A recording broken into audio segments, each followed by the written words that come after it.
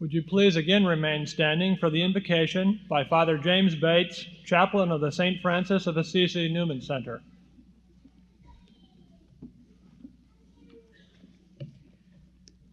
God, creator of the universe, father of humankind, there are special moments in time when we glimpse the vastness of your creation and the complexity of the responsibilities that you have allowed us to share with you. Today is such a time. And so we have come together in one place from distant corners of the world, from Tokyo to Saudi Arabia, and different parts of this country, from Paducah to Boswell, Indiana.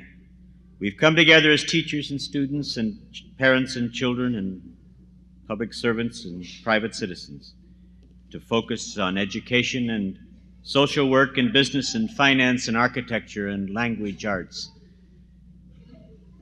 We do indeed present a microcosm of your universe here at this moment today, O Father. So we thank you for life, for parents, for children, for teachers, for students, for talents and skills. We pray that we hand to our world of the next generation the world a bit better than we found it. And so we echo the words of the psalmist.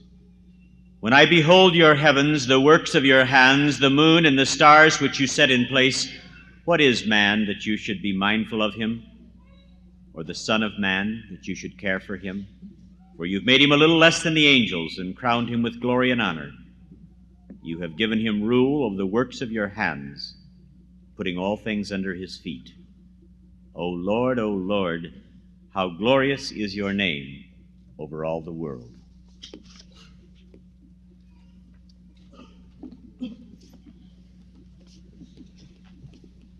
Would you please be seated?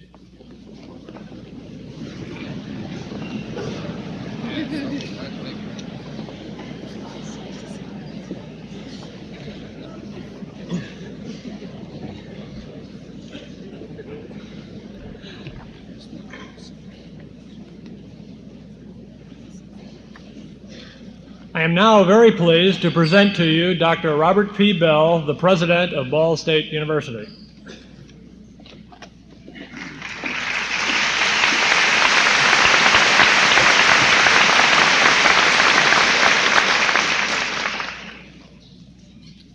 Honored guests, members of the faculty, graduates, parents, and friends, it is my pleasure to welcome you to this 82nd commencement of Ball State University.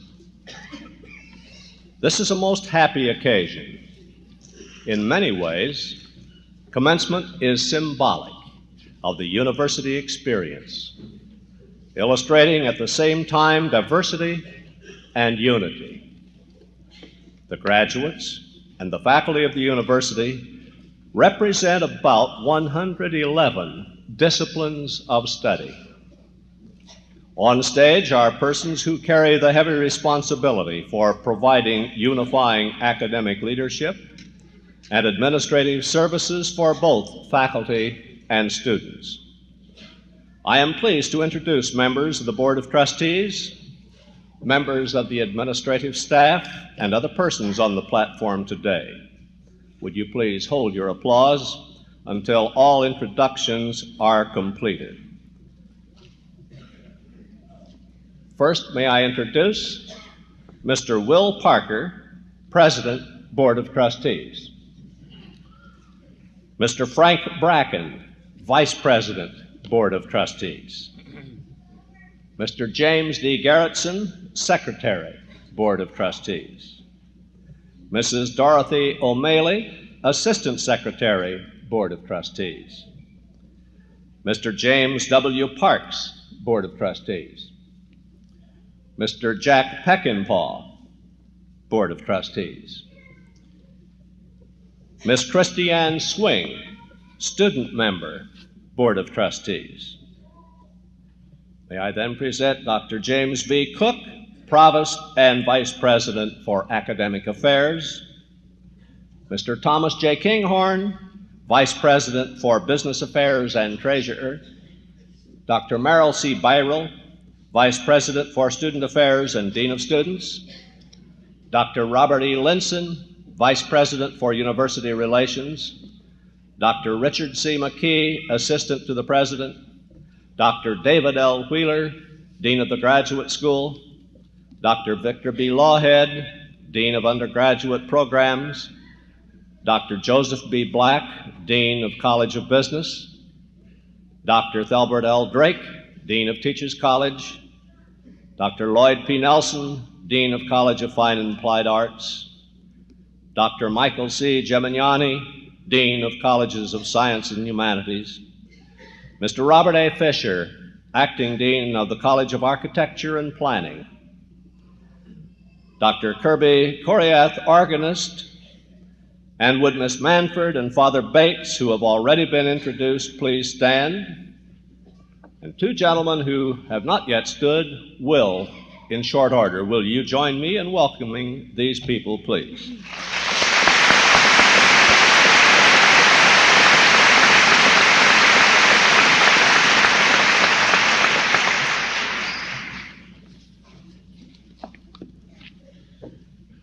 Our commencement speaker, Dr. Terrell H. Bell, United States Secretary, Department of Education, will return later to play another role in this program, and at that time you will have the opportunity to learn in greater detail about his illustrious career.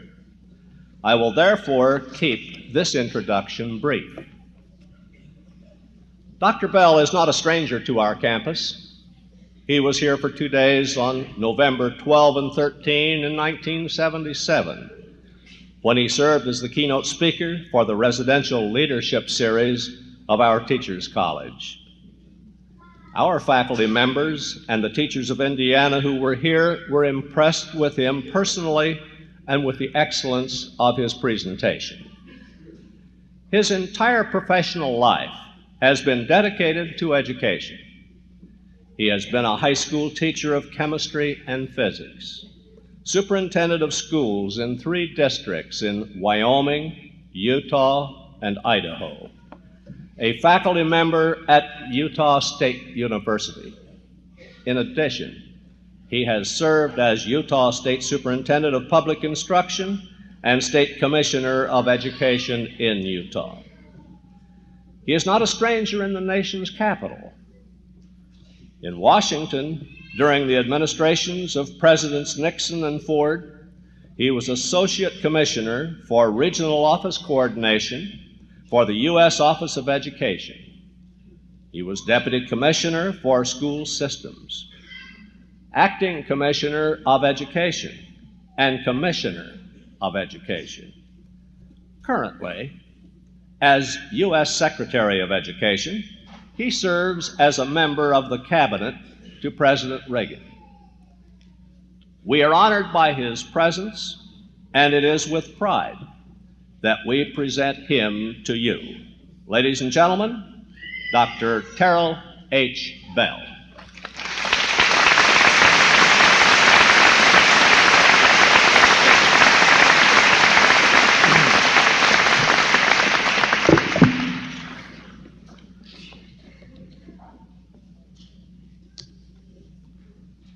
I thank President Bell for inviting me to participate in this commencement.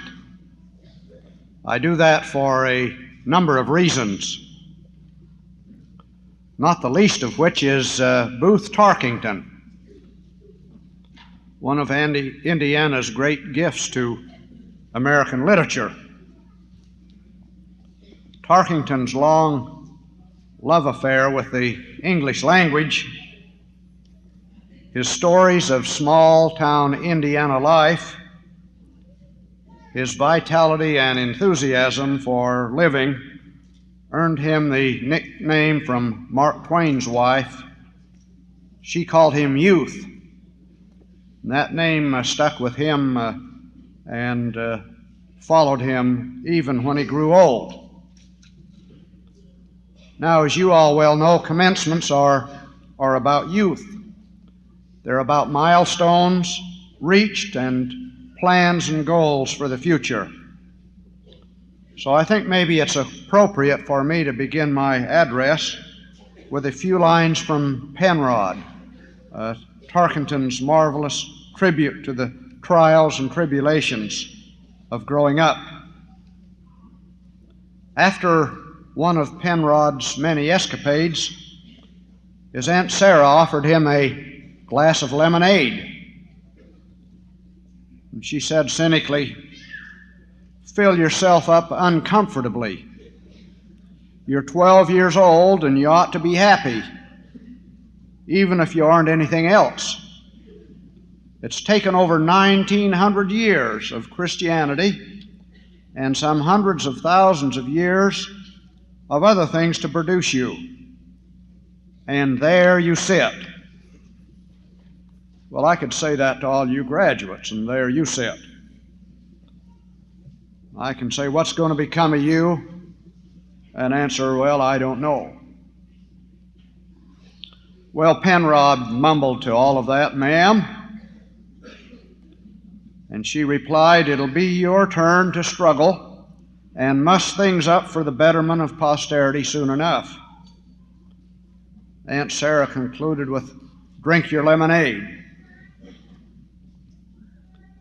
Now, at commencement, we often talk about you marching out and righting all the things that are wrong and so on, but I guess it'll soon be your turn to struggle and muss things up, just like Penrod was told to do. And I suspect some of you will do that, as well as some of you will right things in that regard. So I don't want to talk too much about it being your turn to muss things up for posterity. Especially as a bureaucrat from Washington, I hadn't ought to be saying too much about mussing things up. But you are well educated.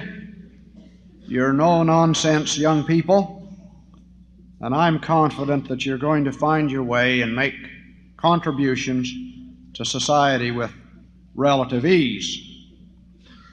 What Tarkington says to us today, aside from his own wit and cogent prose, is that success takes a lot of confidence in ourselves and especially a lot of staying power. With cheerful candor, he once told a reporter that the gross return from his first 5 years of writing was exactly $22.50.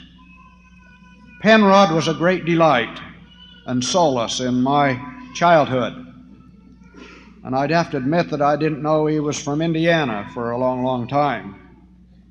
But I remember reading about it when I was about 12 years old and thinking then that Penrod was right, that grown-ups just don't understand us.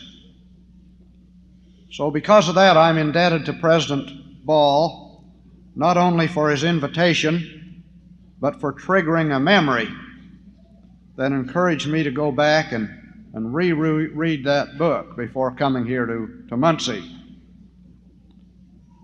Incidentally, when we have a moment, I hope that President Bell and I can go off in a quiet corner and talk genealogy.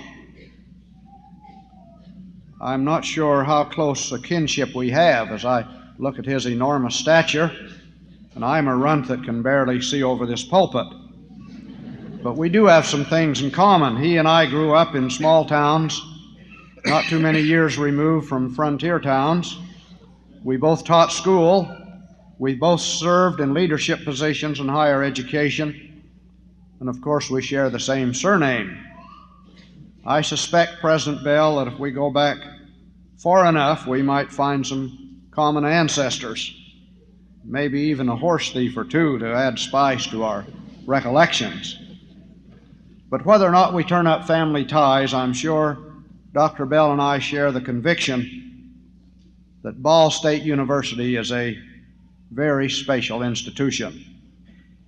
Ball State has a long and enviable record, first as a teacher's college and since 1965 as an outstanding member of the state university system.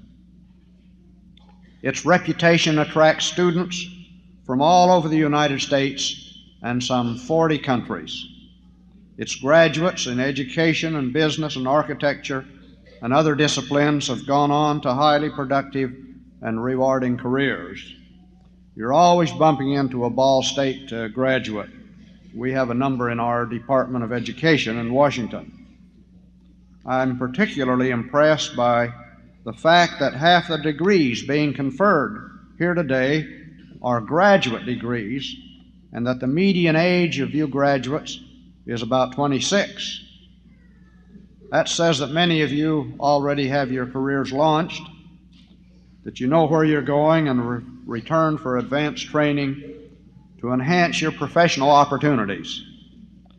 And that's the American spirit of get up and go in the very best sense. For all these reasons, I welcome the opportunity to visit this beautiful campus and to congratulate this graduating class. Of all the places that I'm asked to speak, I enjoy commencement most of all. Since the word commencement means beginning and a new start and an untrammeled path, it's special to many of us. The excitement and the undercurrent and the pride and joy that's shared as you arrive in this milestone of accomplishment. So commencement is certainly a special time for most of us, especially those that labor in the vineyard of education. And as we strive to make education help all of you to become more productive and more self-sufficient members of society, I think it's important that we not forget that education is also about awakening man's spirit. It's about taking the time to smell the flowers and to watch a sunset across a frozen lake and to get immersed in the beauty of a Mozart symphony or the energizing mood, for that matter, of even a Fleetwood Mac. Sometimes I quote Pulitzer Prize-winning historian James Truslow Adams, who was a very quotable man. There are obviously two educations, Adams observed. One should teach us how to make a living, and the other how to live. Many of us struggle all through our lives trying to learn how to live and to find happiness and fulfillment.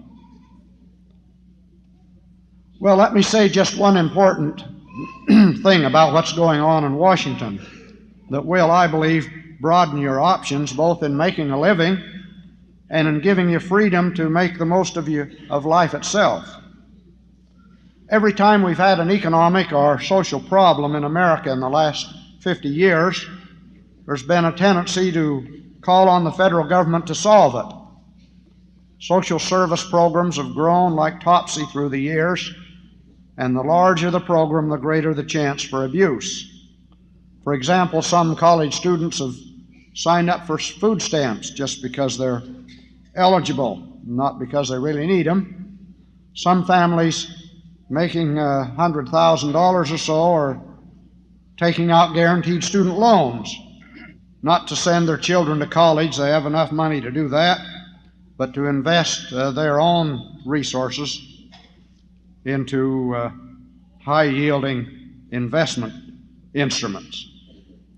Moreover, the federal government has been asked to regulate just about everything in sight, from workplace safety and the purity of meat to airline routes and rates and the pace of school desegregation. Some fundamental principles, I think, have fallen by the wayside as the let government do it philosophy took over. What suffered most is individual initiative, the conviction that we can do anything we set our minds and hearts to, whether that's working on our way through college, starting a small business, prospecting in Alaska, or having a better idea that Ford Motor Company might buy. It's probably no accident that we haven't had a Thomas Edison in the last half century, puttering around in a makeshift laboratory and inventing things like the electric light bulb and the phonograph and other wonders that would improve life for people all around the world. The point I'm making is that Edison represented the creative spirit, the willingness to take risks that build America. And it is that spirit that the Reagan administration is trying to revitalize. Our administration is committed unequivocally to protecting the constitutional rights and the public safety of all Americans. However, we intend to end abuse of federal programs. And Congress, at the administration's request, is now going to restrict college loans, for instance, so that limited federal funds will stretch to students who truly need financial help. But let me emphasize that we're going to make loans available to those that can prove that they need them. Washington is also removing the excess or unneeded restrictions on business and industry and other segments of national life. And these actions are taking all or part of the larger emphasis on reducing federal spending and cutting taxes so that we hopefully can control inflation and we believe stimulate a sagging economy that needs stimulation. The end result, we believe, will be a stronger America with more jobs and investment opportunities, faster career advancement as the economy grows, and certainly a greatly reduced federal presence in your daily lives. In short, decisions now being made in Washington are going to give you more choices down the line about the careers you want to pursue, about where in this geographically diverse country you want to live and raise your children, about the kind of lifestyle you want, about the values you intend to hand down from one generation to the next, and about the contributions that you may want to make to America. Well, the most important thing that I can say to you this morning is don't be afraid of the future. Don't be afraid to aim high and to try your wings and to fulfill your fondest dreams and your highest aspirations. Not failure, but low aim is crime, said James Russell Lowell.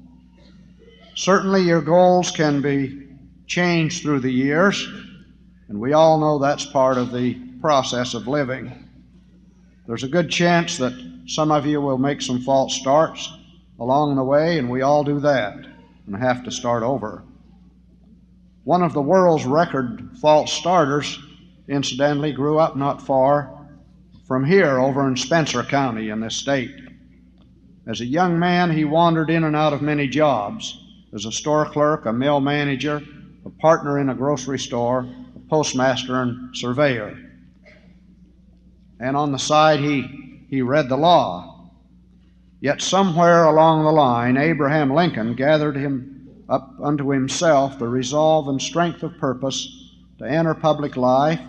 He served in Congress, and then he led us, as you all know, as our president, successfully through one of the most treacherous and terrifying and wrenching conflicts that we've ever experienced in this nation.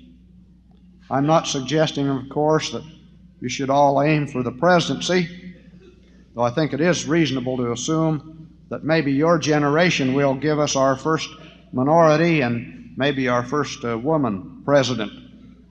Incidentally, I might comment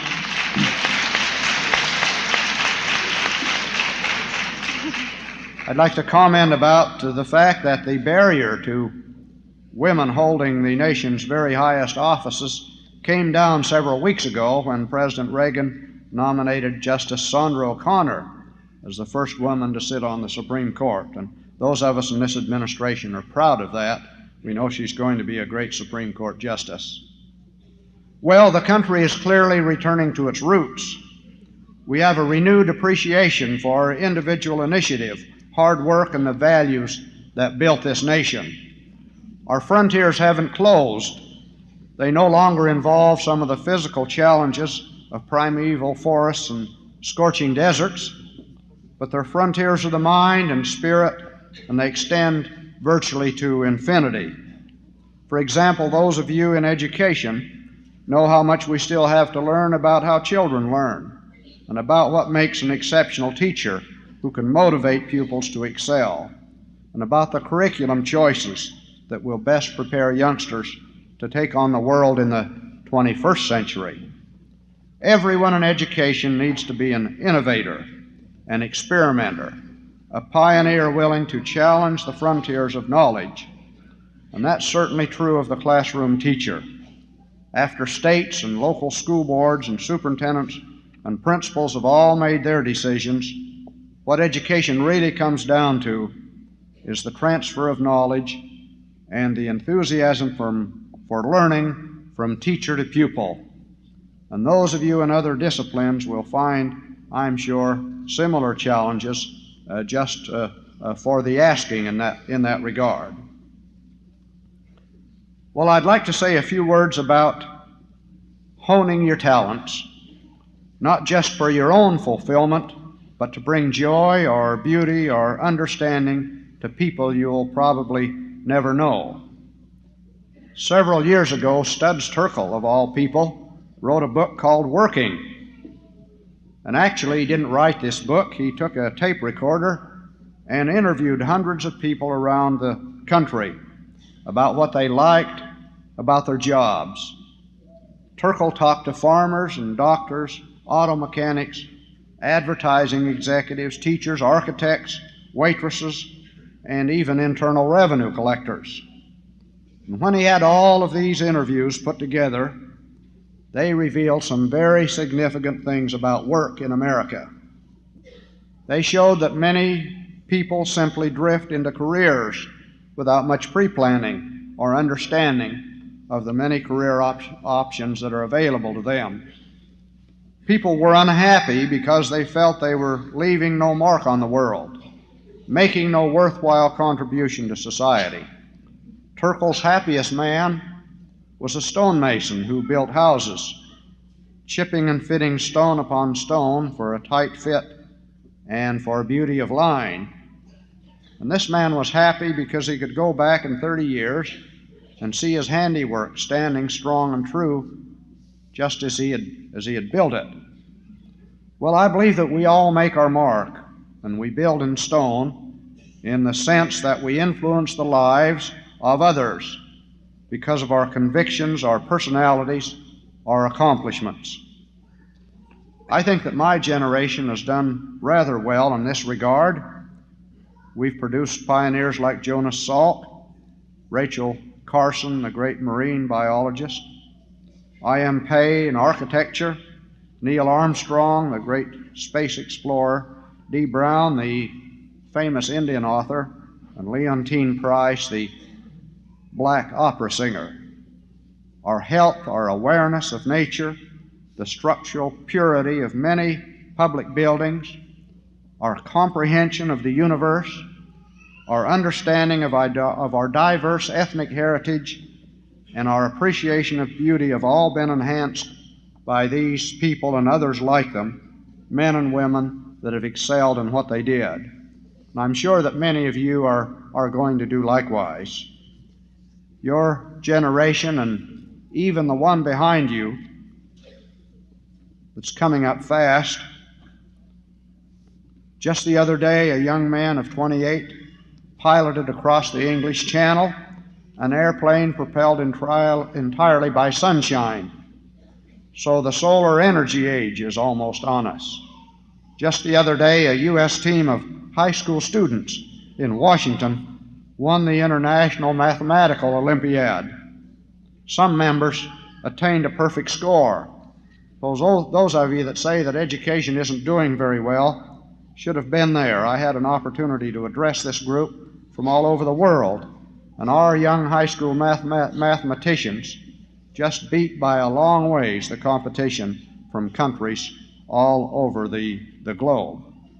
One youngster of 14 concluded the ceremonies by playing his own piano composition and a little Bach following that.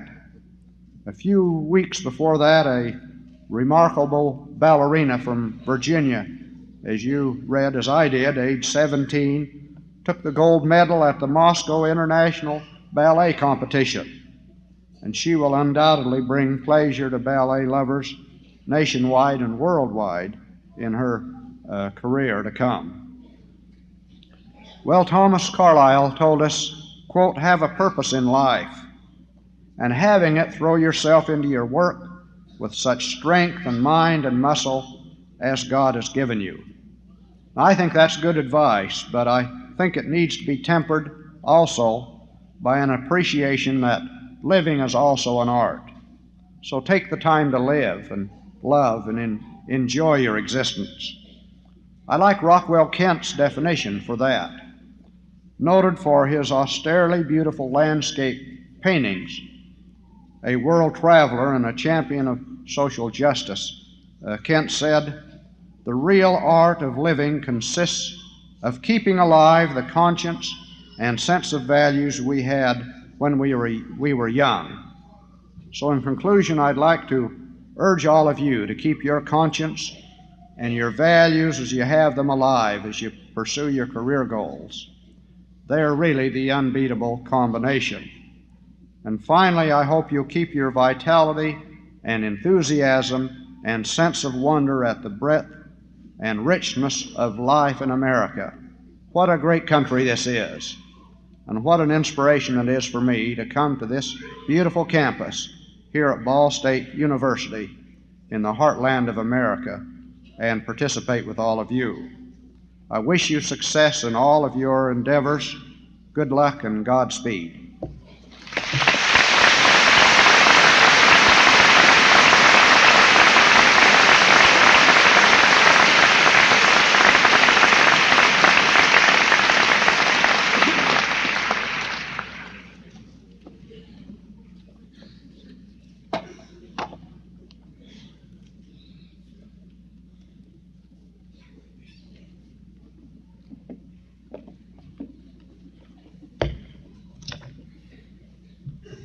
May we now proceed with the conferral of the honorary degrees. Would Dr. Terrell H. Bell please rise? A high school science teacher, public school administrator, university education professor, state superintendent of public instruction, several years' experience in the old Office of Education as deputy and acting commissioner of education, and from 1974 to 1976, commissioner of education. Utah State Commissioner of Education from 1976 to 1981, responsible for the state's 9-campus state university system. You, Terrell Howard Bell, bring solid educational credentials to the nation's capital as you fulfill another challenge as the second United States Secretary of Education. Few persons have attained cabinet rank with such a fund of knowledge and a well-rounded perspective as you bring to this position. You may appropriately be called the educator's educator. A moderate who operates with reason, common sense, and restraint, you prefer to work to effect compromise rather than to act with the heavy hand of government to force change. As United States Commissioner, you were an early advocate of the creation of a separate U.S. Department of Education, thus removing this important function of government from the old Department of Health, Education, and Welfare. As Secretary, you have won the wholehearted support of countless educators in the few months you have been in your office by your emphasis on minimizing the paperwork so commonly associated with bureaucratic agencies of government. No stranger to the pressures of fiscal austerity, you have demonstrated that you can be an articulate spokesman on behalf of education at all levels in the face of efforts to remove essential funds needed to maintain quality in education. Mr. President, it is my honor to present a distinguished American educator, Dr. Terrell Howard Bell, for the Honorary Doctor of Laws degree.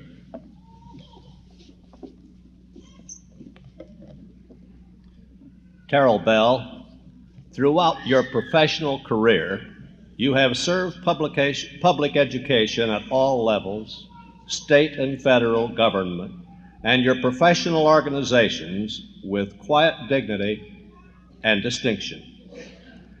Not one to seek personal power or self-aggrandizement, you have worked diligently and effectively as an educator, using quiet persuasion and consensus to effect change at the state and national level. 3 presidents of the United States have named you their Chief Educational Administrator, a tribute to you as a person and to your extensive experience in government. Yours in the days and months ahead is indeed a challenging task. We look to you, Mr. Secretary, as one who has a valued, balanced overview of education, kindergarten through graduate school, and an historical perspective of the significant role that a public American education has performed in our nation to articulate the needs of education for children and adults, as we know you so capably can, with the President, the Congress, with the media, and with audiences wherever you may speak.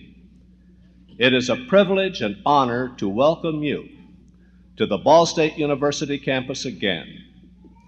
And by the authority vested in me by the Board of Trustees of Ball State University, I hereby confer upon you the degree of Doctor of Laws with all the rights and privileges thereunto pertaining, and award you this diploma in testimony thereof, and present you the academic hood appropriate to the degree.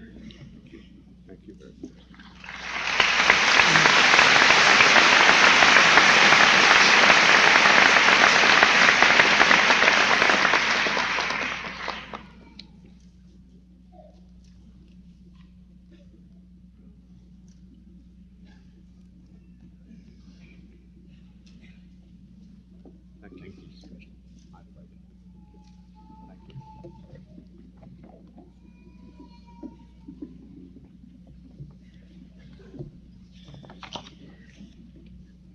Would Dr. Jean Mayer please stand?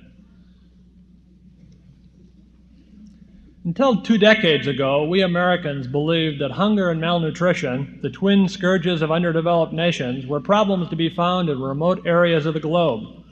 You, Jean Mayer, internationally recognized nutritionist, have made all of us aware that hunger and malnutrition exist in a land of food abundance. From your research on nutrition have come deep convictions and actions for which millions of people are the benefactors. In 1969, you served as chairman of the White House Conference on Food, Nutrition, and Health. As a result of this historic conference, all Americans are living healthier lives thanks to your scientific data and persuasiveness. Among the tangible results of the conference are the nutrition program for the elderly, health care programs for women, infants and children, and improved food stamp and school lunch programs. Out of this conference came improved laws which mandate the food industry to list the ingredients and the nutritional contents on most packages. Dangerous food additives, such as red dye number 2, have been eliminated. Your expertise in the field of nutrition has been recognized by world agencies interested in health, resulting in your appointment to the Nutrition Division of the Food and Agricultural Organization of the United Nations, the World Health Organization, and the United Nations Children's Fund. More recently, you have served as acting chairman of the Presidential Commission on World Hunger. In addition to your books on obesity and nutrition, your syndicated column, Food for Thought, is read by many, appearing in more than 100 newspapers in the United States. Mr. President, it is my honor to present a distinguished scientist, author, internationally honored nutritionist, the president of Tufts University, Dr. Jean Mayer, for the honorary Doctor of Science degree.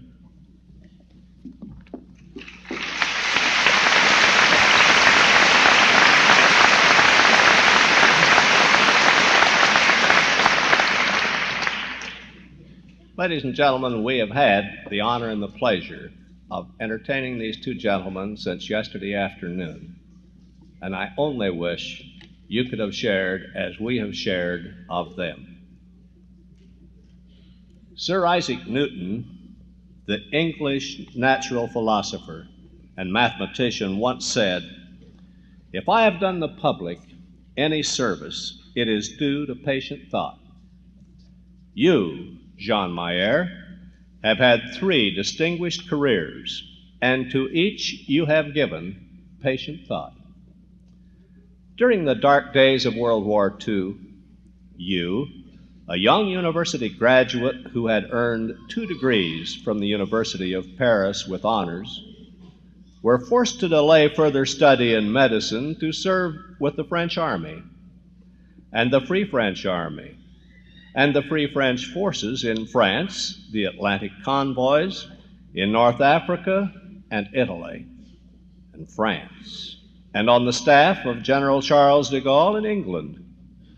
One of France's most decorated war heroes, you were the recipient of 14 medals, including the Croix de Bois, the Resistance Medal, during your 26 years as a professor of nutrition at Harvard.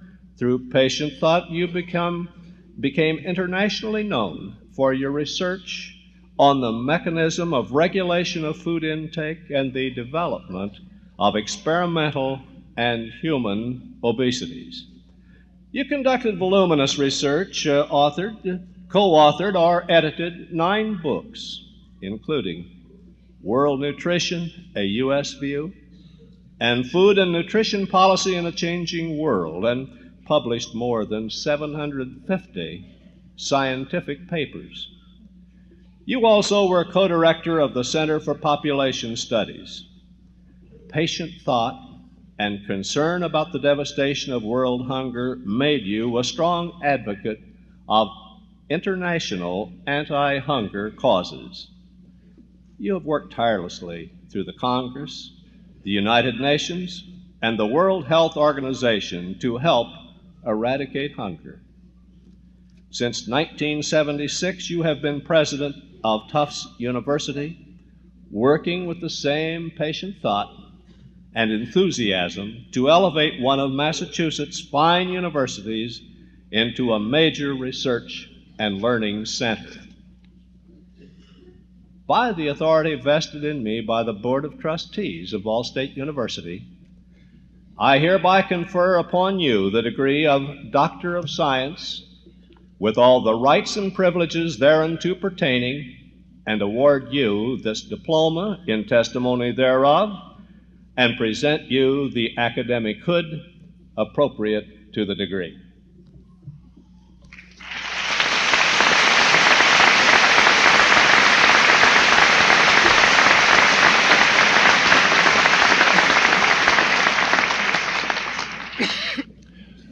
Dr. David L. Wheeler, Dean of the Graduate School, and Dr. Merrill C. Byro, Vice President for Student Affairs and Dean of Students, will now come forward to proceed with the hooding of the doctoral and specialist degree candidates.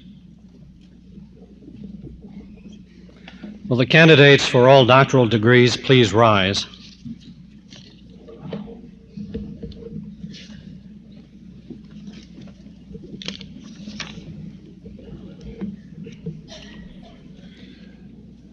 Mr. President, as Provost and Vice President for Academic Affairs, I present to you those candidates for degrees who, on or before this day, have completed or have an expectation of completing all of the stated requirements for their respective advanced degrees.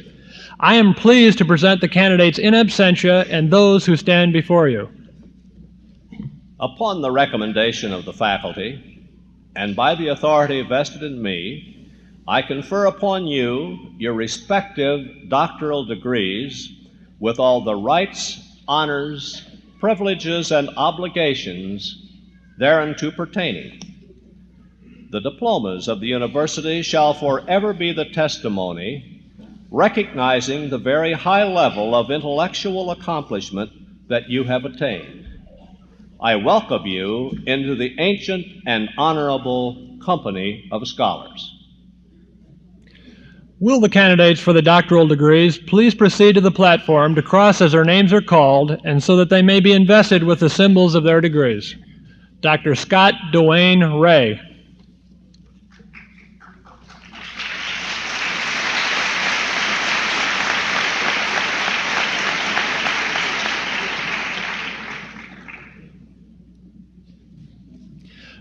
Dr. Ernestine Wilhelmina Slade Robinson.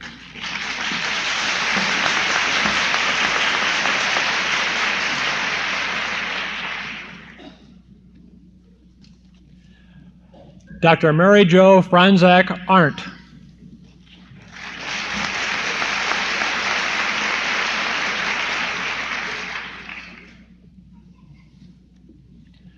Dr. Anita Jean Quiet Ayers.